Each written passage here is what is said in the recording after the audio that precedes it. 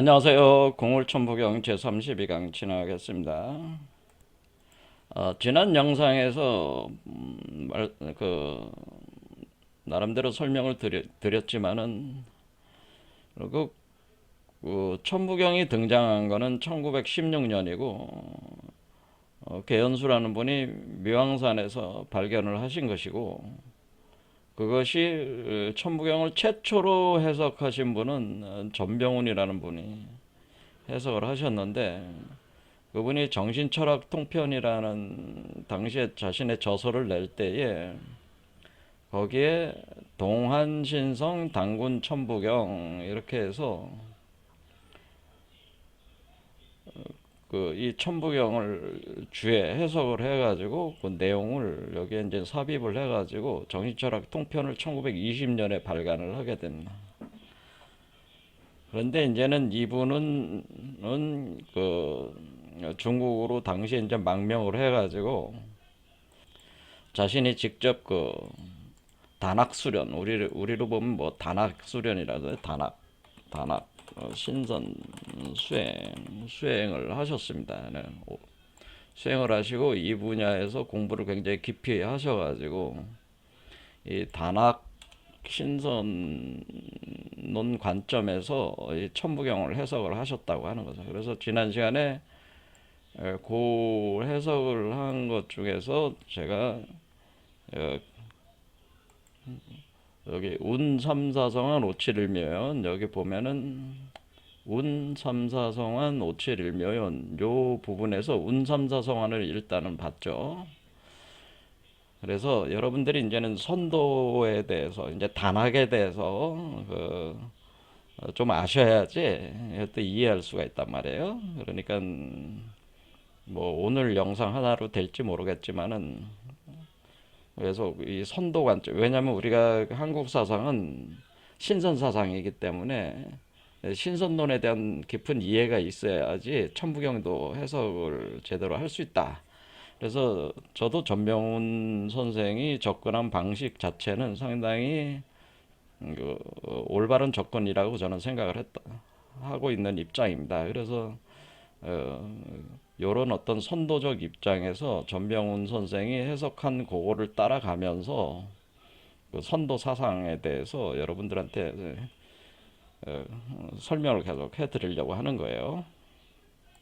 그래서 우리가 이 천부경을 해석을 할 때 요 운삼사성한 오칠일면 할 때 숫자가 지금 주 핵심이 되니까 3, 4, 5, 7, 1 이런 숫자를 전병훈이라는 분은 어떻게 이해를 하신 거냐면은 이 숫자를 오행수로 이해를 했던, 오행수. 오행에 대한 수리로 이것을 이해를 하셔가지고 요 오행수로 3, 4 요거를 요 삼목사금이라고 해가지고 오행수로 이해를 해가지고 요 운삼사성한 가정을 우리가 오행 전도술이라고 하는 게 있습니다. 우리가 그 선도에서 오행 전도술의 이론을 차용을 해가지고 설명을 하시는 거죠. 설명을 하셔가지고 요거를 통해서 우리가 오행전도술 내용 자체가 사실은 용호교구 현상을 설명을 하는 겁니다.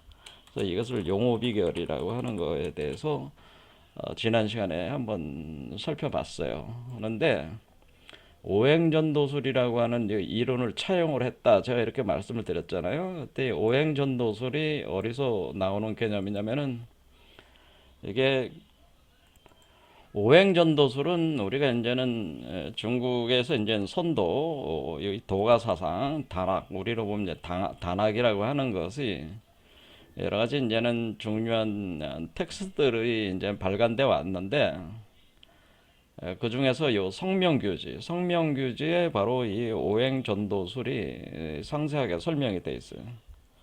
그래서 이분이 성명규지를 공부를 하셨다는 걸 알 수가 있어요. 이걸 통해서. 그래서 이 성명규지라고 하는 거는 중국의 그 명나라 시대, 명시대의 그 명의 윤진인의 제자라는 그 알려진 분이, 그러니까 특정이 누군지는 모르죠. 단지 윤진이라는 분의, 그러니까 이게 신선 그 스승이 되겠죠. 이분의 제자라는 분이 성명규지라는 책을 발간을 해서 세상에 이제 알려지게 되는데, 요 성명규지에 오행전도술이 써 있다는 거죠. 자, 그 성명규지 내용에서 이 성명규지 내용에서 오행전도술에 관련된 내용을 제가 인용을 여기다가 했습니다. 그러니까 여기 한자로들로 이렇게 돼 있는데, 지금 이게 이제는 간체자로, 중국의 간체자로 돼 있습니다. 그러니까 그걸 감안을 하시고 봐야 되는데, 여기가 요게 오행전도술 이렇게 돼 있는 거예요. 이건 오행전도술, 오행전도술 해가지고 콤마 찍고, 뭐냐면은 이게 용자예요. 용자의 간체자니까 용종 이거 종자, 따를 종자네요. 종종 화리출, 화리출 출이라고 해서, 용은 불이 있는 곳을, 불을 따라서 출현을 한다라는, 요 화를 따라서 출현한다는 거죠, 용이. 그리고 그 다음에 오행 불순행 해가지고, 요거는 호자죠. 호랑이 호자. 그러니까 호랑이는 어떤 방향을 잡아서 나오는데, 어느 방향으로 나오면 수중생, 물 속에서 나온다라고 하는. 그래서 여기 보면은 용과 호랑이가 나오잖아요. 그러니까 여기서 용호 비결, 용호 교구 현상을 지금 설명을 하는 거란 말이에요, 이게. 그런데 용은 불 속에서 나오고, 호랑이는 물 속에서 나온다. 이렇게 되는 거니까, 이 불이라고 하는데, 요건 불인데, 이걸 원래 용은 뭐냐면은, 우리가 이제는 사신도라고 하는 것이 사실 이걸 설명하기 위한 가장 기초적인 도상이기 때문에, 여러분들이 이제 사신도를 봐야 됩니다. 그래서 사신도. 자, 여기 사신도가 있습니다. 사신도가 있을 때, 우리가 이거를 동청룡, 소백호, 남주자, 북현무 이렇게 되는 거예요. 그럼 우리가 이렇게 소우주적 구조가 이렇게 돼 있잖아요. 이렇게 돼 있으면은 요거를 이렇게 갖다 놓으면 돼요. 그냥 이게 갖다 놓으면은 어떻게 되냐면은, 이쪽이 북현무고 이쪽이 남주작이 되는, 이쪽이 동청룡이고 이쪽은 소백호죠. 그런데 우리가 이 중앙을 따라서 올라가고 있는 거는 이 동청룡과 서백호가 서로 이렇게 꼬여 올라가는 거란 말이에요. 그러니까 우리가 결론적으로 얘기를 하자면은, 이 빨간 뱀, 우리가 그 요가 체계에서는 핑갈라나디죠. 이 핑갈라나디에 해당되는 거는 우리가 용에 해당되는 거니까, 그러니까 용은 불 속에서 나오는, 그러니까 태양이니까 불이잖아요. 그러니까 이게 불 속에서 나오는 거고, 그 다음에 요 파란 뱀은 바로 그 수금을 의미하기 때문에, 요거는 백호, 요 기운은 백호의 기운이다, 이렇게 생각하시면 되는. 그러니까 용의 기운과 백호의 기운이 이 중앙에서 서로 교구하면서, 그러니까 섹스한다는 거 제가 표현했는데, 교구하면서 올라가는. 그러니까 우리 중국의 그 용호 비결, 용호 교구도 사실은 사신도적인 그 개념에서 이렇게 나오는 거죠. 이렇게 동청룡, 서백호 이렇게 할 때에, 우리가 이게 동쪽은 우리가 이제 기운으로 따지면 목 기운이고, 이제 오행으로 보면 목이고, 백호 기운은 금 기운이고, 주작 기운은 불 기운이고, 그리고 현무기운은 수기운이란 말이에요. 수에 있단 말이에요. 이렇게 이제, 그 다음에 중앙은 토란 말이에요. 중앙, 토. 이렇게 잡는 거죠. 그러면 우리가 이제는 원래는 목에서, 우리가 이게, 그러니까 우리가 이쪽 불 속에서, 그러니까 원래 목에서 화가 나와야 되는데, 그게 아니고 화에서 지금 어떻게 되네. 지금 불 속에서 용이 나온다 이렇게 돼 있으니까 원래는 목에서 화가 나오는 게 그게 원래의 그 오행의 상생의 개념인데 전도가 돼가지고 뒤집어져 가지고 오히려 화에서 불 속에서 용이 나오는 거가 됐다라 그런 게 바로 이 오행 전도라는 개념이에요. 마찬가지로 오행 불순행이라는 개념은 원래 호랑이는 금의 기운이잖아요. 이게 금의 기운.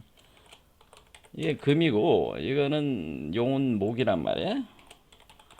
근데 금은 원래 그 금생수라고 해가지고 금에서 원래 수가 나와야 되는데 그게 아니고 여기는 물속에서 호랑이가 나오니까 이것도 역으로 돌아선 거니까 불순행, 순행하지 않고 역행하는 개념이 돼버렸단 말이에요. 그러니까 사실 오행 전도술과 오행 불순행 요거를 이제는 오행의 개념에서 여기서 이제는 나오는 거죠. 이렇게 되면서 용과 호랑이가 교구하는 현상이 일어난다. 이렇게 이제 설명을 한다는 겁니다. 자, 그래서 이게 여기서 이제는 오행이라는 개념이 이렇게 등장을 한 거죠. 그러니까 용은 목, 그다음 화, 그다음 백호는 금, 그다음에 수 이렇게 돼 있는 거죠. 그러니까 오행 중에서 토를 뺀 일종의 네 개의 그 요소들은 여기 등장을 한 겁니다. 자, 그러면은 이 그 운삼 그런데 어떻게 삼이 용이고 사가 금이냐 이거를 이제는 이해를 하셔야 된다는 거죠. 운이 그러니까 여기서 이게 지금 전병훈이라는 분이 그러니까 요 삼을 가지고 용으로 받고 용이고 그러니까 지금 어떻게 한 거예요? 이게 이 삼을 볼 때 요 운삼사성한 할 때 삼이 용이고 용목이고 그래서 목기운이니까 그 다음에 사는 금기운이다라고 금기운으로 본 거는 그래서 이게 숫자가 이렇게 또 배당이 되는 거를 이제는 그러니까 여기 숫자로 돼 있으니까 이 숫자를 보고 오행 전도술이라는 개념을 여기다가 이제 대입을 한 거니까 이것은 어디서 나온 거냐? 이것은 우리가 이 천부경을 해석을 할 때 많은 분들이 하도 낙서 주로 하도에 기초해서 해석을 많이 하신다 제가 말씀을 드렸잖아요. 자, 그러면 하도와 낙서를 일단 보시면 되는 거예요. 이 숫자와 오행의 그 배치 개념. 자, 일단은 우리가 하도와 낙서라고 하는 것은 여태껏 계속 본 건 뭐였어요? 오황극 개념을 우리가 잡기 위해서 주로 봤죠. 오황극 가운데가 오가 있잖아요. 가운데 오황극. 그래서 요거를 설명하기 위해서 봤는데 또 하도 낙서는 어떤 게 있는 거냐면은 오행 개념이 오행의 상생과 상극도를 표현해 주는 게 하도 낙서다라고 하는.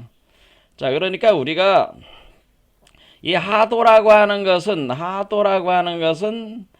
이 오행이 이러죠. 수, 목, 화, 토, 금 이렇게 되는 거예요. 그러니까 우리가 목생화, 그러니까 목이 화를 생하고 화생토, 토생금, 금생수, 수생목. 이걸 이제는 오행 상생이라고 하는 거예요. 오행 상생 구조라고 하는 거예요. 이렇게 되는.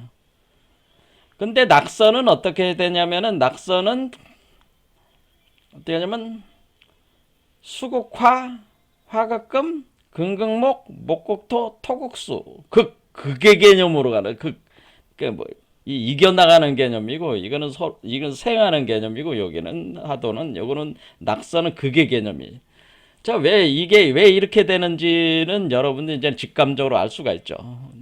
자, 그러면 우리가 하도 낙서가 제가 뭐라고 말씀을 드렸냐면 이 하도라고 하는 것은 하늘에서 땅으로 전개하는 개념이다라고 얘기를 했어. 하도. 그러니까 하도가 전개가 돼서 낙서가 생성이 되고 낙서가 전개가 돼서 하도가 만들어지는 것이다. 이렇게. 그러니까 하늘에서 땅으로 내려오는 거는 하도고 땅에서 하늘로 올라가는 거는 낙서라고 그랬죠.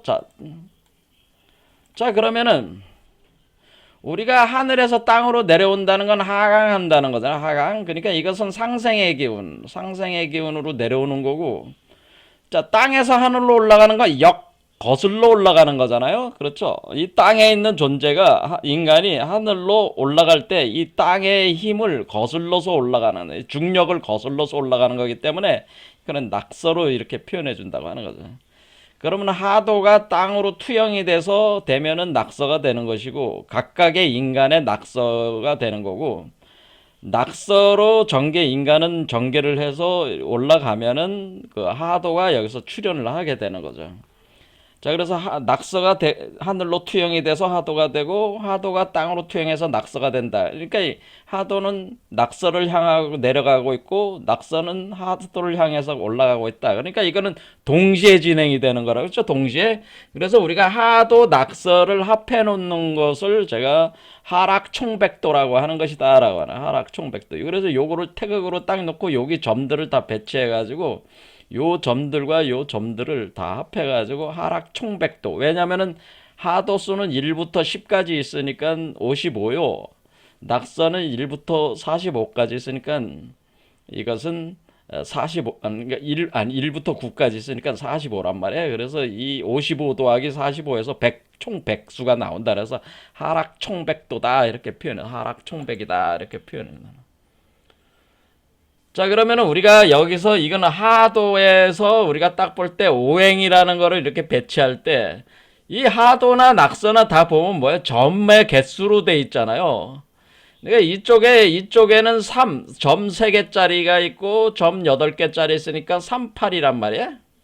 그다음 여기는 2개 7개니까 27. 여기는 49, 16, 50, 50이니까 그러면은 요거를 요쪽 이제는 요게 이제 어떻게 되는 거야? 여기가 이제 목이 되는 거죠. 여기 요게 목이 요거고 화가 요거고 금이 요거고 그렇죠. 수가 이거죠. 그럼 토는 뭐예요? 50. 요거 10과 함께 요 안에 있는 5가 토란 말이야. 마찬가지로 낙서도 사구는 금이잖아요. 사구는 금이니까 여기 위에 있고 27은 이쪽에 있죠. 그 다음에 16은 수로 있죠. 38은 목 이렇게 있잖아요. 가운데 오토가 있으니까 토가 이렇게 있는 거란 말이에요. 그래서 하도는 오행의 상생구조, 낙서는 상극구조라는 거죠. 그러니까 우리가 여기서 이치를 알 수 있는 거는 하늘에서 땅으로 전개가 될 때는 상생 개념으로 전개가 되는 거고 땅에서 하늘로 올라가는 입장에서는 상극 개념으로. 그러니까 그 올라간다고 하는 게 뭐가 올라간다는 게 결국 이 기운이 밑에 있는 기운이 위로 올라가는 이게 올라가는 거니까 우리 이 땅의 그 힘을 이기고 나오는 거잖아요. 그래서 극이라고 하는 겁니다. 그러니까 우리가 어떻게 되는 거예요? 우리가 외면은 상생이요. 내면은 상극이라고 하는 걸 알 수가 있어요. 그렇죠. 우리가 외적으로는 상생 메커니즘으로 하도가 지배를 하고 있지만은 우리 내적으로는 상극적 구조가 전개가 되고 있다고 하는 거죠. 그러니까 우리의 물질적 세계 현실 구조에서는 우리가 상생 구조지만은 내면에서 우리가 우리의 심리적 가상적 그 세계에서는 우리가 상극적 구조로 우리가 땅에서 하늘로 올라가려고 한다고 하는 것을 여기 이게는 하도 낙서가 이렇게 표현한다는 걸 알 수가 있고 요 각 숫자가 결국에는 이 숫자가 오행수와 이렇게 배당이 되는 거니까 지금 상생과 상극이 이렇게 되는 거고 그러면은 전병훈이라는 분이 3이라고 할 때 어떻게 하냐? 요 3 여기서 얘기할 때 3, 4 성환할 때 3, 4 이런 걸 얘기한 거죠. 3, 4가 뭐예요? 이 하도 가지고 이제 얘기를 한 겁니다. 어떻게 얘기를 한 거냐면은 3, 4. 그런데 그 이전에 3이 나오고 전에 1, 2가 있었단 말이야. 자, 1, 2, 3, 4 하면은 어떻게 돼? 1, 2, 3, 4 하면은 이게 딱 닫힌 구조가 되잖아요. 자, 이렇게 되죠.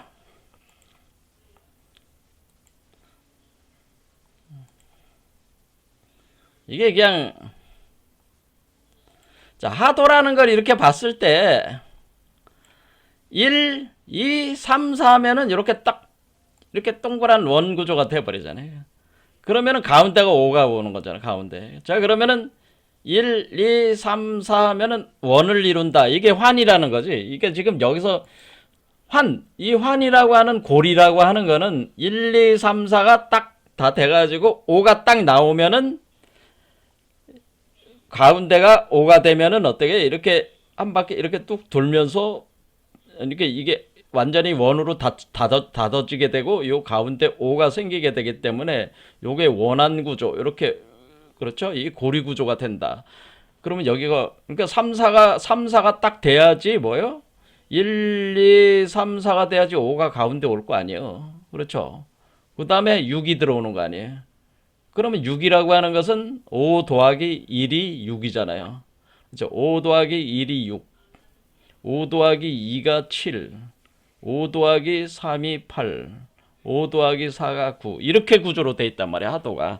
그러니까 요런 일단은 요 하도 그러니까 지금 뭐 우리가 이게 상승을 하고 있다는 것은 낙서 메커니즘이 삼각적 구조가 전개가 되면서 상생 구조로 전환을 할 때에 우리가 요 그 오행이 이렇게 틀을 딱 잡을 때까지 진행이 되는 거죠. 그런데 이게 한 바퀴로 딱 원한 구조를 갖는다 이런 개념을 가지고 또 있었다고 하는 거죠. 여기 이게 내포가 돼 있는 거란 말이에요. 그래서 여기서 여기서 3, 그러니까 여기서 뭐 3, 4라고 하는, 그럼 이 안에 있는 거는 요 1, 2, 3, 4, 5는 생수라고 하고, 6, 7, 8, 9, 10은 성수라고 하는 겁니다. 그래서 일단은 생수 개념에서 생수가 완성이 돼야지 그걸 토대로 해서 성수가 또 전개가 된다. 이런 개념이 있는 겁니다. 하도에.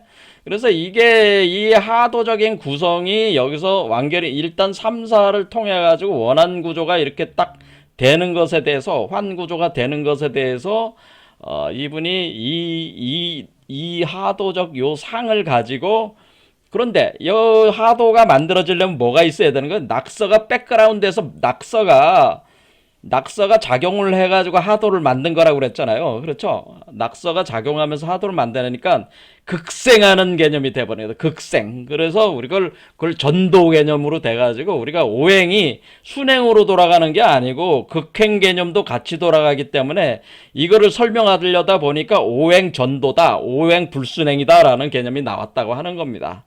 자, 여기서 이제 더 깊이 들어가면 여러분들이 또 이제 한마디로 그 숲을 속에서 헤매는 꼴이 돼버리니까 더 이상 얘기하진 않겠습니다. 자, 전병훈이라는 분은 일단은 어디서 시작을 했다는 거요?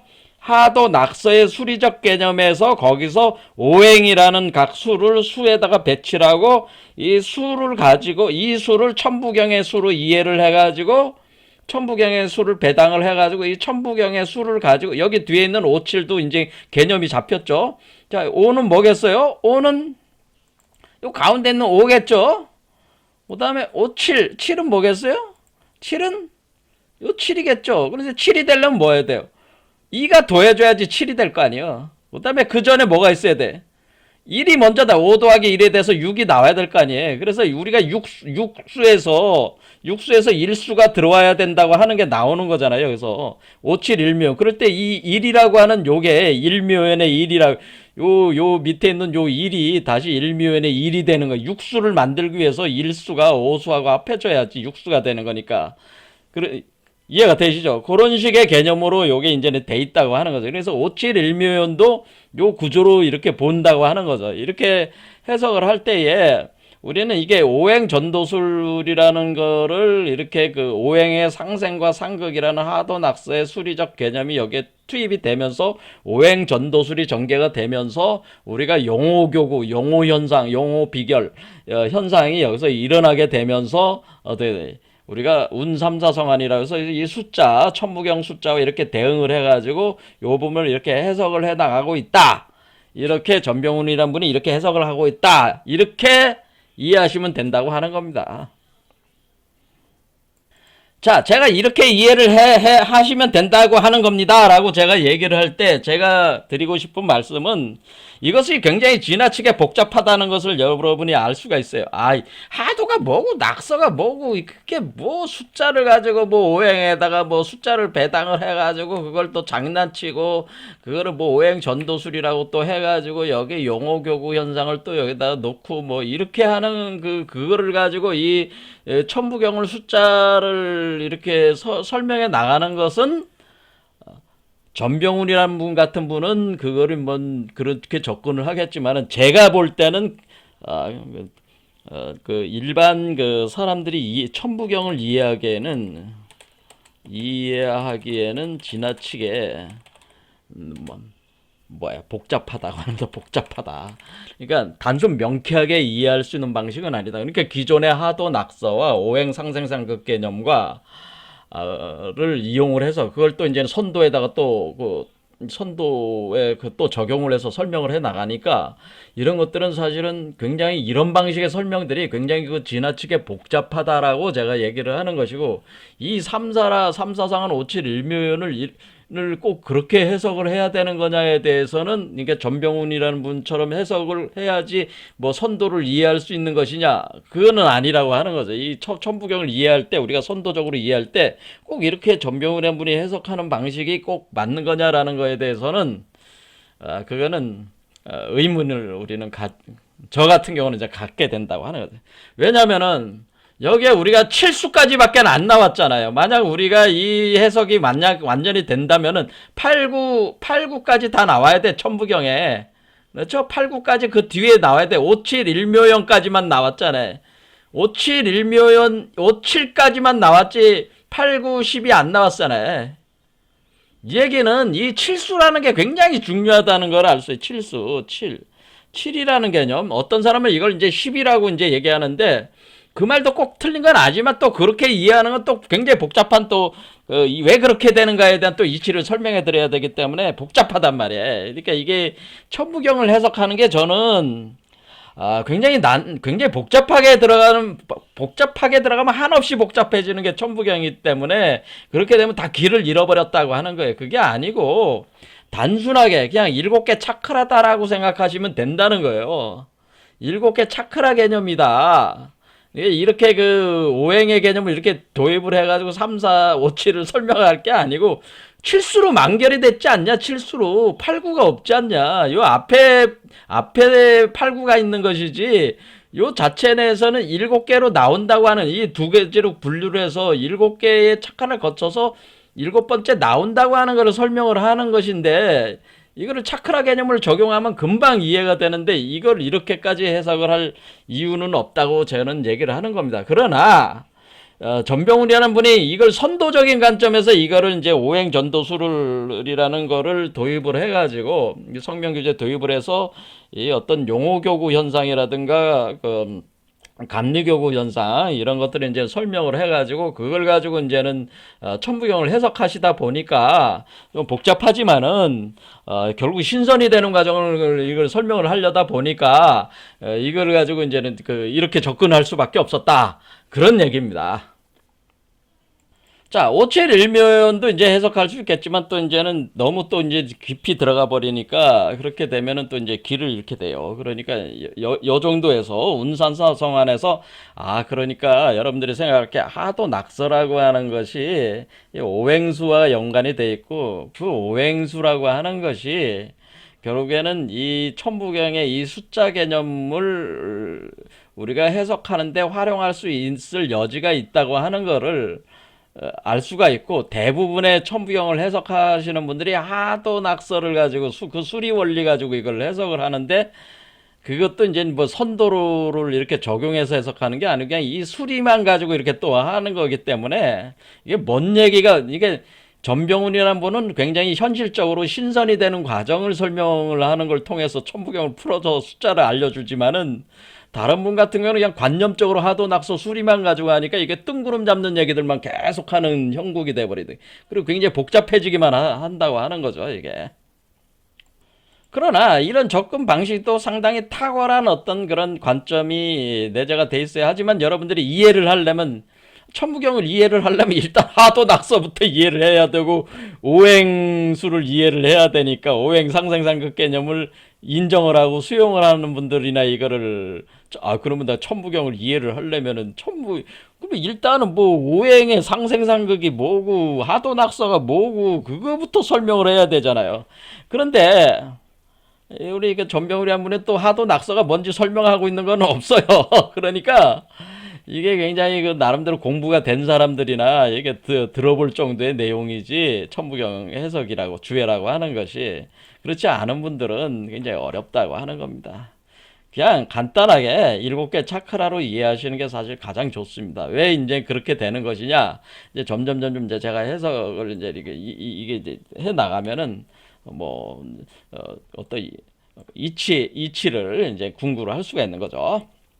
자, 일단은 오늘은 이제 보려고 하는 거는 우리가 이제 선도 사상을 이제 깊이 연구를 해야 된다. 그러니까 우리가 이제 결국에는 천부경도 제가 어쩌면 전병훈이라는 분이 다소 좀 복잡하게는 전개를 했지만은 천부경 자체가 신선이 되는 원리를 이걸 설명해주고 있는 것은 사실이기 때문에 우리는 선도 이론에 대해서 일단 그 도가 양생 이런 이론에 대해서 좀 알 필요는 있다고 하는 겁니다. 그래서 그거를 이제는 지난 시간에 이제는 설명을 할 때에 중국에서는 나름대로 이제 단학, 우리가 알고 있는 단학이라고 하는 거죠. 이 단학. 우리 한국에서 뭐예요? 단전호흡이라고 해가지고 뭐 예전에 뭐 단학선언이란가 뭐 그런 단체도 있고 뭐 물론 그 사회적으로 문제를 많이 일으켰지만은 어쨌거나 제가 20대 때만 해도 나름대로 단학에 대한 관심들이 많이 있었어요. 그때 단학에 대해서. 그래서 단학이 그러면서 그게 이제는 우리가 이게 선도 사상이라고 하는 거죠. 선도. 이 선도에 대한 관심들이 많이 있어가지고 그때 이게 이 단전호흡 수련들을 많이 하셨단 말이에요. 단전호흡 수련들을 하시면서 그 신선에 대한 관심들을 가진 거죠. 그러면서 아마 그때 보면은 이제 여기 보면 이제는 여러분들이 단학, 선도, 단전호흡 뭐 이런 얘기들이 이제 나오면서 당시에 여러분들이 뭔 유행들이 많지만 이 단이라는 잡지도 제가 있었던 걸로 알고 있는데 단이라는 잡지 이게 그런데 여기 보면 이제는 제가 이제는 검색을 해서 가져왔는데 이 권태훈이라 봉우라는 분이 계셨더니 봉우 권태훈옹인가 이렇게 저는 뭐 이분에 대해서는 전혀 모릅니다. 사실 전혀 모른다고 할 수가 있어요. 그래서 사실 관심이 없으니까. 그런데 전혀 모르는데, 근데 제가 알기로는 지금 홍익학당을 운영하시는 그분이 이름이 뭐죠? 윤홍식이라는 분이 저보다 젊잖아요, 상당히. 예, 젊은 분인데 그래서 뭐 구독자도 엄청나죠. 그런데 이분이 봉우 권태훈옹의 제자 중에 한 분이라고 제가는 알고 있어요. 그래서 그러면서 우리 권태훈옹이 주로 이제는 이 단전호흡이라든가 이 단학에 대한 그거를 자신의 제자들에게 이제 가르치신 거죠. 가르치셔가지고 그 좀 명성이 있으신 분이죠. 이분이 많이 존경을 받고 계신 걸로 저는 알고 있습니다. 그러나 이제는 제가 생각하기에는 제가 누차 말씀을 드렸지만은 솔직히 얘기해서 우리 한국에서 단학이라고 할 수 있는 게 과연 있는 것이냐라고 하는 거에 대해서는 굉장히 비관적이라고 하는 거예요.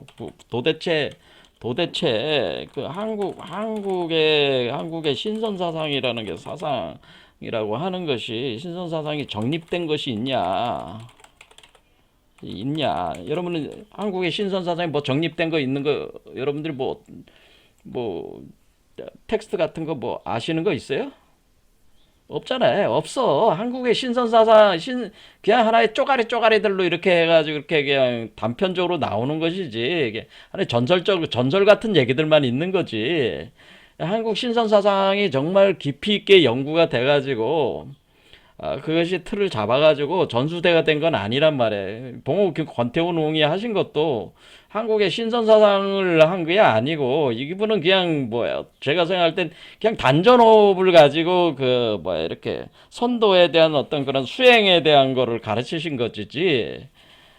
제가 볼 때는 그런 부분도 제가 아주 냉혹하게 그냥 비판을 하자면은 중국 선도에 비해서 중국 도가에 비해서 너무 수준이 떨어진다는 거예요. 이게 안타깝다는 거예요. 이게 우리 한국의 선도 사상은 중국 도가 사상, 신선 사상에 비해서 너무 수준이 떨어지는데 그거를 수준이 안 돼. 게임이 안 돼. 이걸 아주 우리가 객관적으로 인정을 해야 돼요. 아무리 우리가 잘난 척을 해도 중국에서 오랜 수천 년 동안에 그 쌓여온 그 수행에 대한 모든 기법이나 그 이론 체계들을, 그 광대한 그 내용들, 그 심오한 내용들을 우리 한국에 그게 10분의 1도 필적할 만한 게 없단 말이야. 한국에는 솔직한 얘기로. 그거 상당히 부끄러운 수준이야. 그런데 그걸 가지고 무슨 뭐를 이렇게 한다는 거는 굉장히, 이건 소꿉장난 같은 얘기 하는 거 아니냐. 단적인 예로 지금 우리가 이 전병훈이라는 분도 결국 우리가 선도 사상을 가지고 이걸 해석을 하셨지만, 이분도 결국 공부한 게 중국 가서 선도 공부를 하고 오셔가지고 그 중국 선도적 원리, 그 오행전도술이라는 게 어디서 나온 거예요? 오행전도술 성령주의에서 나온 거잖아. 중국 책에서. 그거 아주 해석을 하시는 거 아니에요? 마찬가지로 윤홍식이란 분이 뭐 용어비결 뭐 이거를 했다, 용어비결 강의를 했다, 뭐 권태훈홍의 뭐 저기 그 제자 중에 한 분으로 이게 해서 저기를 했다. 하지만은 이 용어비결이 누가 쓴 거야? 이게 북창 정념 선생이 쓰신 거 아니에요? 그렇죠? 그 조선 중기에 그 북창 정념 선생이라 유명하신 분이 있어요. 정북창의 용어비결에서, 용어비결은 정북찬 선생이 전통 조식법의 원전이다 하는데, 이 조식법도 사실 중국적인 조식법이지 우리 전통적이라고 얘기할 게 아니. 이 내용들, 지금 여기 있는 용어비결에 나와 있는 내용들은 다 사실은 그 중국의 그 선도에서 전수되어 있는 내용들을 제가 이제는 이 강의를 한 적이 있지만은, 그거를 그 압축해서 축약한 축약판이에요, 그냥 이거는. 그러니까 지금 뭐 정부찬 선생이 우리 한국의 선도 사상이라고 해서 틀을 잡아가지고 제시한 게 아니고, 중국의 선도 수행 체계를 간략화시켜서 이렇게 그 만든 게 용어비결이라고 한 거는, 용어비결이라는 말 자체가 중국 선도적인 내용이잖아. 이미 이 용어 교부 현상이라는 게. 근데 이분이 쓴 그 용어 비결을 가지고 지금 그 우리가 그 윤홍식이란 분이 이걸 가지고 우리가 이제는 이거를 강의를 하시고, 이것이 마치 권태운홍의 뭐 이렇게 가르치는 어떤 선도적인 어떤 기법에 이렇게 그것도 연결을 해가지고 마치 우리 한국의 어떤 독자적인 어떤 그런, 그러니까 중국과는 어떤 차별되는 어떤 그런 것으로서 이렇게 얘기할 수 있는 것이냐? 여러분들이 딱 보더라도 이게 답이 아니라고 하는 겁니다. 제 말씀은 이게 답이 아니다. 제가 볼 때 봉우 권태훈 선생의 이런 스타일, 이런 가르침들은 중국의 선도 사상이지 우리 사상이 아니라고 하는, 저는 관점을 가지고 있습니다. 개인적으로. 우리가 지금까지 알고 있는 그 단전호 법, 뭐 이와 관련된 이 지금 세상에 알려진 한국 선도라고 하는 그런 것들이 어떻게 보면은 중국 선도의 한 부분의 그런 것에 불과하지, 우리 자신의 어떤 독창성, 우리 한민족의 독창적인 수행 체계는 아니에요. 그리고 사실은 그 3일 신고 같은 것도 이렇게 제가 강의를 했지만은, 3일 신고에 나오는 그 어떤 수행적인 어떤 체계도 중국의 그 어떤 선도 체계하고 크게 별반 틀린 거는 아니란 말이에요. 그래서 이런 것을 가지고 우리가, 그런데 이게를 지금 음, 이 선도에 대한 그 광대하고 심오한 그 내용들을 이렇게 규합을 해가지고 틀을 잡아놓은 중국 문명의 어떤 그런 거에 비해서는 너무도 사실은 부끄러운 수준의 텍스트들이다, 그런 얘기입니다. 그래서 이런 접근은 어떻게 보면은 어, 네, 솔직한 얘기로 제 입장에서는 너무 수준 떨어진다 이런 생각을 해요. 수준 너무 약하다. 이거 가지고 뭐 세상에 내놓을 수 있는 거냐. 부끄러운 일이다. 그런 얘기입니다. 그러면은 우리는 이런 생각을 해봐야 된다는 거예요. 그러면 우리 한국의 그 선도 사상이라는 게 있느냐? 있느냐라는 거를 우리는 이제 질문을 해야 된다는 거예요. 그러니까 우리가 제가 지금 중국에 있는 다양한 이런 책들을 제가 다 읽고 공부도 하고 이렇게 해보면서 그럼 이렇게 중국의 이 광대하고 심오한 어떤 그 이 수행 체계나 이런 체계들을 과는 또 독자적으로 우리 거라고 할 만한 것들이 또 그 외에 우리가 있는 것이냐? 이거를 고민을 해야 되는데 이런 고민은 별로 없다고 하는 겁니다. 이런 고민들이 별로 없다. 그래서 일단 우리가 가지고 있는 것은 중국의 그 문명의 그 영향권에서 우리가 나름대로 한마디로 깨작깨작 거리는 거예요. 우리는 한마디로 깨작깨작 거리는 수준이야. 지금 중국에 가서 다 배워오지 지금 선도는 어디서 배우겠어요. 그거는 아니라는 거죠. 지금 우리 한국 선도는 아니라는 거죠. 그게 그러니까 그를 많이 다른 관점에 그 천부경도 그래서 다른 관점에서 지금 접근을 해야 되는 게 지금 전병훈이라는 분도 결국은 뭐야 중국 선도적인 관점에서 접근을 하신 거 아니에요. 근데 이런 접근 방법 말고 좀 더 천부경을 좀 더 단순 명쾌하게 이해하면서 우리 한국 선도의 그 핵심적인 경전으로서 활용을 하려면은 좀 더 다른 접근 방법이 필요하다는 것이 저의 견해입니다. 저는 그것이 어떤 접근 방법이냐에 대해서는 이미 수차례 저의 견해를 많이 말씀을 드린 적은 있어요. 하지만 알아들으신 분이 과연 몇이나 되는지 모르겠습니다. 그게 이제는 제가 이제 국물용부 빈몸 활성화라고 하는 것이 바로 그런 것이에요. 우리 한민족의 그 전통 저기 수행 체계다. 사실 이것이 그 중국과는 다른 점이 이런 것이다라고 하는 거에 대해서는 나름대로 설명들을 드렸는데 뭐 모르겠습니다. 뭐. 자, 그러나 우리는 뭐 우리가 아무리 우리가 잘났다 하더라도 결국에는 우리가 지금 전 세계에서 미국이나 뭐 이게 서구 문명이나 우리 그 동양 문명에서 나오는 다양한 이렇게 인간의 그 초월적 존재로 변화시키는 신비절학이라고 볼 수 있죠. 이 신비절학의 깊이 이해를 할 필요가 있어요. 이 깊이 이해를 한 뒤에 이거를 기초로 해서 우리의 한민족에서 그 아주 그 정통적으로 내려왔던 그 어떤 그 사유와 수행 체계를 로 융합을 해가지고 제시를 하는 것이 올바른 방향이기 때문에 일단은 중국 선도에 대해서도 굉장히 깊이 공부를 할 필요가 있다. 저는 그런 생각이 드는 거예요. 자, 그래서 중국 선도, 오늘날 중국 선도는 상당히 틀이 다 상세하게 다 잘 잡혀 있어요. 자, 그것이 이제는 세상에 이제는 그 알려진 것이 도가수진 대법. 그래서 도가에 수행을 해서 그 진인이 되는 대법이다. 그래서 보통 삼성공 이론으로 많이 표현돼. 삼성공 이론. 그래서 여기서 지금 우리가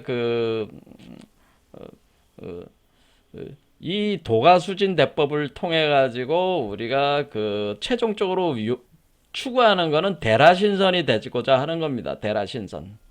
그러니까 지금 이 존재가 우리 몸에서 포태가 돼서 그게 이제는 그림상으로 이런 거죠. 그림상으로 지난 시간에 이제 봤지만은 이게 이제 성명규지에 또 이제 그려져 있는 그림인데 해명경에도 이와 동등한 그림들이 이제 그려져 있죠. 해명경에도. 그래서 여기 보면은 결국 이렇게 영아 현형도라고 해서 우리 그 몸속에 신선의 아이의 수태를 해가지고 양신을 출태를 해가지고 그 다음에 이 양신을 분신으로 전개를 해서 세상에 이제는 그 변화를 시켜 나가는 메커니즘인데 이것이 이제 중국의 선도의 그 틀이 딱 잡힌 거예요. 이렇게 했을 때 우리가 이렇게 그 화신 5도로 전개할 정도의 수준으로 나온 존재가를 가리켜서 우리가 대라신선이라고 하는 겁니다. 대라신선. 그래서 이 최종적인 그거는 대라신선이다. 그래서 대라라고 하는 대라신선.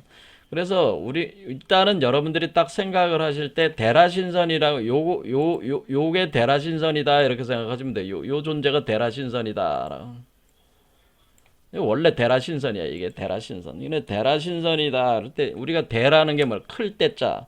라라고 하는 게 뭐야? 우주알이라고 그랬죠. 제가 이 라자는 우주알을 표현한 것이다라고 했잖아요. 그러니까 이거는 대라신선이라고 하는 것은 대우주알이란 뜻이잖아요. 대우주알. 그러니까 대라신선. 그러니까 이거는 딱 말해서 대우주알의 그 신선이다 이런 얘기예요. 거기에 있는 신선이다 그런 얘기. 이게 대우주알이 그러니까 껍질이 벗겨진 알처럼 돼 있다는 거 동그랗다는 거야. 그러니까 동그란 그 알처럼 돼 있어가지고 이게 대라신선이 있는 거죠. 그러니까 선도적 입장에서는 이 대라신선이 사실은 누구야? 이게 환인이죠. 환인이 대라신선입니다. 이 선도적 입장에서는. 자, 그러면 이 대라신선이 자신의 대우주알을 사람 몸속에다가 심는 거란 말이야. 그럼 대라신선이 그럼 이 심어지는 이 씨앗 대라신선 대라의 씨앗이라고 봐야죠. 그러니까 대라신선이 나오는 대라의 씨앗이라는 게 대우주알의 씨앗. 그러니까 이게 뭐라 대라의 씨앗을 심는다라는 대라의 씨앗이라고 하는 것은 이것을 가리켜서 진종자라고 하는 거라고 그러죠. 진종자. 그래서 자, 진종자를 형성하는 게 제일 중요합니다. 일단은 이것이 이제 후천의 몸에서 생성이 이게 심어져야 되는 거예요. 먼저 나와야 돼. 출현을 해야 돼요. 그러면은 이 진종자가 씨앗이 심어지면은 이 진종자가 이제 후천에서 이것이 생성이 돼가지고 우리 물질적인 몸에서 형성이 돼서 선천세계로 들어갑니다. 이게 선천세계에 심어지게 되는 거죠. 이 진종자를 먼저 만들고 선천세계로 집어넣을 때에 이거를 우리가 그 선도에서는 이걸 활자시라고 하는 겁니다. 활자시라고 해가지고 자시. 그러니까 우리가 그러니까 우리가 여기서 과정이 7개 차크라는 자축인묘 진사오라고 제가 얘기했거든요. 그리고 여기서 그러니까 여기 시작이 첫 번째 차크라의 시작이 자반에서 5반까지 가는 거란 말이에요. 자축인묘 진사오미 자축인묘 진사오 7개로 가는 거죠. 그러니까 그때 그 자반시에 넘어간단 말이에요. 자반시의 첫 번째 차크라에서 활성화된다. 그때 선천의 첫 번째 차크라란 말이에요. 그때 후천에서 천천으로 넘어가서 활자시에 넘어가는 게 활자시란 말이에요. 그럼 여기서 이제는 활성화가 되기 시작하는 거란 말이에요. 그럼 이것이 운영이 되는 거죠. 그럼 우리 몸에 심어져 가지고 지금 이것이 이 대우주 알의 씨앗이잖아요. 그럼 대우주 알로 자라는 거 아니에요? 대우주 알로 자라면은 요게 바로 금단대학이라고 하는 거라고 그랬잖아요. 그럼 이 안에 있는 요 존재는 이 대라로 자라면서 그러니까 대우주알로 자라면서 요 우주알 속에 요 아이가 포태가 돼서 지금 나오는 거니까 요 아이가 새로운 대라신선이 되는 거죠. 새로운 대라신선. 그렇죠. 그러면은 우리가 이 대라신선이 각 사람 속에서 심어지고 이 알을 키워나갈 때 대라신선의 그 다양한 그걸 이제 보통 허령성광이라고 합니다. 허령성광이 이 사람 속으로 내재화가 되면서 이것을 이제는 키워나갈 때 그것을 우리가 환웅이라고 하는 거고 이 새로운 대라신선을 당군이라고 하는 거예요. 우리로 저기로 보면은 당군이라고 하는 거예요. 그러면 이 당군이 나오면은 왜 이게 새로운 대라신선이 나오는 거란 말이에요. 그러니까 각 사람의 대라신선이 되는 거죠. 그러니까 각 사람이 신선이 된다는 개념이 이런 개념이라는 거죠.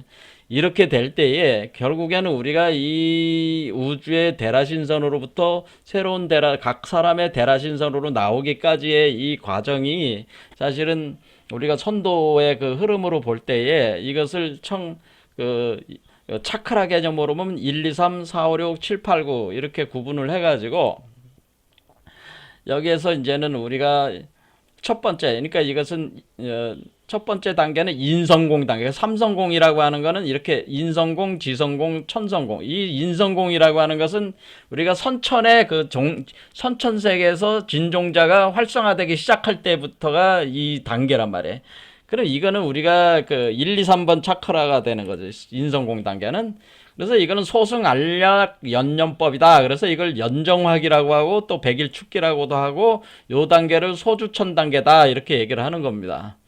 그 다음에 두 번째 단계로 들어오면은 우리가 그러니까 1, 2, 3번 차크라까지 오면은 그 다음에 3번 차크라에서 4번 차크라로 넘어가야 돼.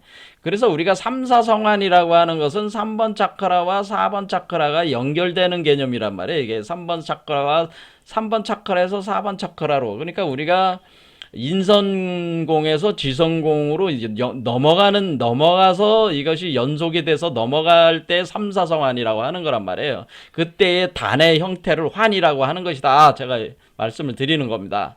그럼 지성공 단계는 신단 만드는 건데 이거는 중승장생불사법이다. 해서 영기화신, 시올양태다. 그래서 이때부터 대주천을 돌리기 시작하고 이때는 그 무의와 그러니까 우리가 무상산매 저기로 보면 무의자연법으로 돌리는데 무상산매로 돌리는 불교적으로 무상산매 그리고 여기 그 소주천 단계는 유상산매. 그러니까 이때는 사람의 그 어떤 그런 수행적 노력이 굉장히 필요한 때. 그 다음에 천성공 단계에 들어가면은 우리가 이게 요때는 연기화신 단계는 4, 5, 6 차크라 단계다. 이렇게 보시면 되고. 그러니까 이 숫자가 뭐예요? 이 숫자가 천부경 숫자란 말이에요. 그 다음에 연신환화 단계에 가면은 7, 8, 9다라고 하는 겁니다. 그 다음에 10번 들어가면 이게 대라신선이 되는 거다. 그런 얘기예요. 그래서 천성공 단계에서는 우리가 대승초범 입성법이라고 해서 연신환화법, 3년 유포법이다 해서 이때도 역시 무의화라고 할 것도 없죠, 사실. 그 뭐냐면은 이때는 요 두 개를 우리가 그 삼매적인 개념으로 보면은 인성공과 지성공은 유종삼매라고 하는 거고, 요 때는 뭐냐면은 왜냐면은 요 두 개는 뭐예요? 요 두 개는 그 대라신선의 씨앗을 통해서 만들어진 거잖아요. 요 1, 2, 3, 4, 5, 6까지는.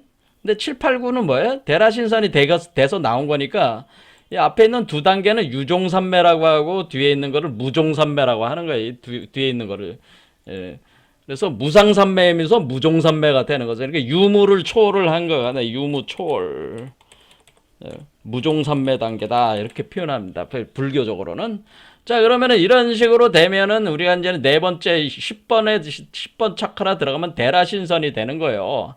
이런 식이 운영되는 게 이제 도가수진 대법이라고 하는 삼성공 이론 체계라고 하는 겁니다. 저기 그 선도에서. 자, 그래서 이거가 우리 몸에서 지금 이 천부경 메커니즘이 요거를 사실 설명하고 있는 것이다. 그런 얘기예요, 이게. 자, 오늘은 이제는 시간이 너무 많이 흘러서 여기까지 하겠는데요. 결과적으로 이제는 그 중국 선도가 굉장히 심오하고 내용이 깊다. 그래서 제가 이제 오늘 상당히 그 심각한 문제 의식을 이제 좀 드러내고 좀 굉장히 불만스러운 얘기를 제가 말씀을 드렸는데 우리 한국 선도 단전호흡이다 뭐 이렇게 단학이다고 하는 거는 그렇게 부를 만한 것이 없다고 하는 것이에요, 사실은. 중국 선도의 그 양과 질과 양의 수준에 비해서 10분의 1, 100분의 1도 안 돼요. 그런데 우리 한국인들만이 가지고 있는 아주 그 핵심적인 그 사유 수행 체계가 있어요. 그거를 제가 궁울영부 빈몸 활성화다라고 자꾸 주장을 하는 거는 그거에 대한 관심들이 전혀 없다고 하는 거죠. 그런데 지금 우리가 한국 선도라고 이렇게 하는 내용들은 사실은 중국 선도의 내용 중에서 그냥 뭐 조금씩 가져와 가지고 마치 우리 것인 양 우리가 하고 있는 것에 불과한 거예요. 제가 볼 땐 그래요.